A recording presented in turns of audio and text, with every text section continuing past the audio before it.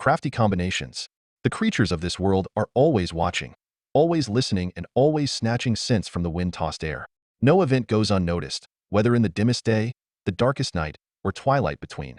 Whether in the deepest waters, the highest skies, or the lands in between.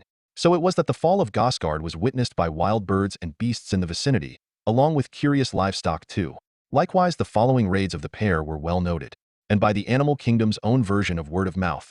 All the strange sounds hurled from snout and beak, the fame of Rock and Rutsnut and their thwarting of cloth-backed kind began to spread through the land. For animals, ruled over by men for as long as any could remember, this was a rare treat to behold. Hearing about these masters of mischief at work, some critters began to ask for help with their own various troubles involving those callous tool-crafting creatures of the world, troubles that often went beyond the mere filling of bellies.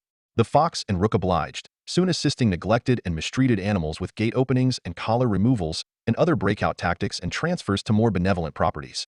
And for those guilty of proven cruelty, the pair organized, when possible, revenge on behalf of critterdom, revenge in many forms.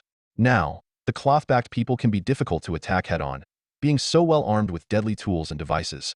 But the pair understood that these formidable creatures also had a great weakness compared to other animals, allowing them to be severely harmed without even being touched. It turned out that losing objects they had greedily collected caused people some of the greatest pain imaginable on this earth. And so for milder punishments, the pair often targeted such possessions. Valuables were removed from dressers and drawers, including the most shimmering of jewelry, and cast into lakes, never to be seen again, except by drowned spirits who lurked the lake bed or a lucky fisherman who gutted a great catch and found gobbled treasure within. Naturally, some of these valuables were also seen again in the possession of the rook, who, not being not one to waste, held on to the best pieces for his private collection. Additionally, the finest of garments and gowns might be dragged from clotheslines or even closets and marinated in grease and soot before being tauntingly repegged or rehung. But sometimes booby traps were the more practical solution, the most favored being dead mice or fish stuffed into cushions or pillows, sometimes stuffed beforehand with other pungent surprises from the decomposing depths of the wild places. And when in season, live baby snakes could be trapped and flown into bedrooms to be slipped between the sheets, creating some truly tangible nightmares.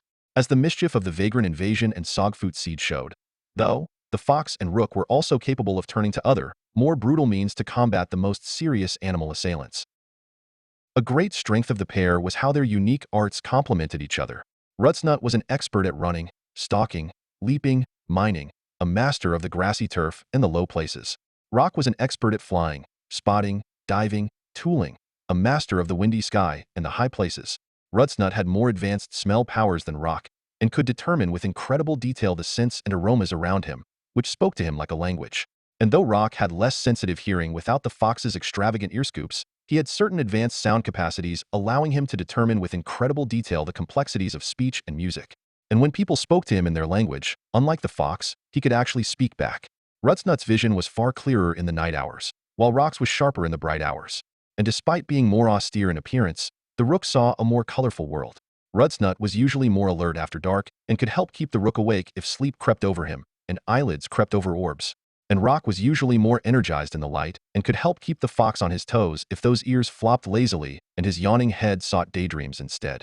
If there was one area both were slightly unqualified for, it would have to be the waters of the world, as the moat trouble at Gosgard suggested.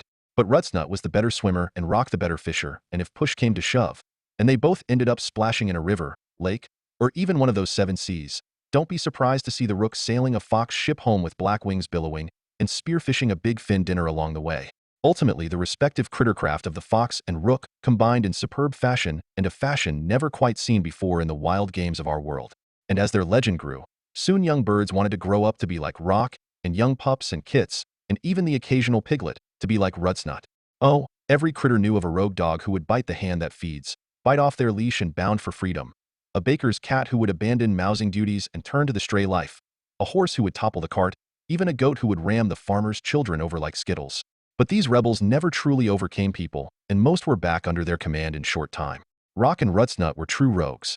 And what made them even more impressive is that they did it all with wits, not brute size and strength. After all, any large beast could trample a nasty old homesteader and crush his bones. But how many could entrap him in the windmill, grind his bones to flour on the grain stone, and even bake a loaf at the end, all while giving up every advantage in weight and weaponry? Few indeed. And to be honest, Rock and Rutsnut hadn't exactly managed this either. But they were still young and did have matches and a fireplace, along with plenty of mills and range. Some beasts believed that the fox and rook were so talented and such a match for men that it wouldn't be impossible for them to run their very own farm, stocked with captured people, to be harvested for hair and beard and forced to pull wagons. Such an outcome was disputed by more cynical creatures. But was it really so far-fetched? The sheer bravery behind the confrontations Rock and Rutsnut endured was also applauded. All knew that the lives of foxes and crowbirds were considered cheap by many, so that every time this pair stuck their necks out of a wood and into the world of men, they were putting their heads in the utmost danger of being stuffed and repositioned above a mantelpiece to stare off for eternity, their once piercing eyes now vacant balls of cold glass.